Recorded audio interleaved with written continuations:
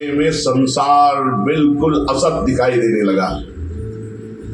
जो असत है उमा कहो मैं अनुभव अपना, सत हरिभजन जगत सब सपना।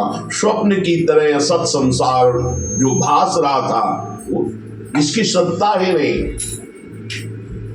बाल्यावस्था में संत सेवा का प्रताप उदय हुआ, जूठन का प्रताप उदय हुआ, सत्संग श्रवण का प्रताप उदय हुआ कि पूरा संसार झूठा लगने लगा। अब माँ भी बंधन कारक लगने लगी कि ये मोह जाल में फंसी हुई माँ मुझे छोड़ेगी नहीं और मुझे भगवत दर्शन करना है। कुछ ही समय में संयोग बना किसी कार्य हेतु जा रही थी और उसके सर्प ने डस लिया माँ को।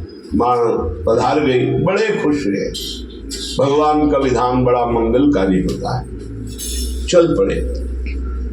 बहुत एकांत जंगल में सुंदर सरोवर देखा, पीपल का बड़ा वृक्ष देखा, मीठा जलपान किया, स्नान किया और बैठ गए। और जैसा संतों के मुख से भगवान की रूप माधुरी सुनी थी, ध्यान करने लगे। अचानक ध्यान लग गया।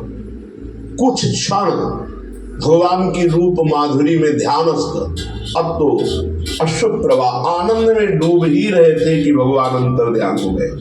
ये ध्यान का विषय जो हमने कहा, 5 मिनट भी यदि कभी भावनात्मक झांकी में आप का इंद्रिय मन शांत होकर लग जाए तो जिंदगी में नहीं छोड़ सकते आप कभी भगवान का स्मरण। जिंदगी में चाहे भी तो नहीं छोड़ पाएंगे।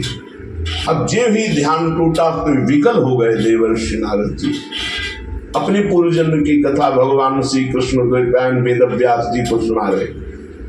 अब हा हरि, अब तो जैसे प्यासा व्याकुल घूमे ऐसे विकल हो गए। तब आकाशवाणी हुई, ऐ बालक, अधकचरे योगी को मेरा साक्षात दर्शन नहीं होता। अधकचरे योगी को मेरा साक्षात दर्शन नहीं होता। अब तुम ये जो अभी झांकी देखे थे ये मैंने इसलिए दिखाया कि तुम्हारा मन आकृष्ट हो जाए।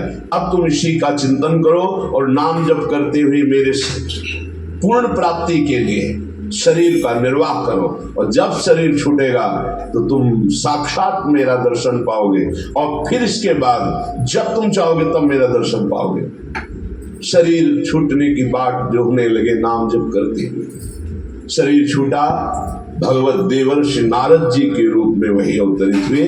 जब नारायण को पुकारते तो सामने भगवान नारायण। अरे मानसिक भगवान की झांकी एक बार आ जाएगी तो नेत्र घूर्णित हो जाएंगे, चित्त वृत्ति सदा सदा के लिए चित्त चोर के चरणों में अर्पित हो जाएगी। चाह कर भी नहीं चर्चा छोड़ सकते, स्मरण छोड़ सकते, सेवा छोड़ नहीं, चाह कर भी नहीं छोड़ सकते। आप चाहो भी तो नहीं। गोपीजन कह रहे हैं अच्छा भोरे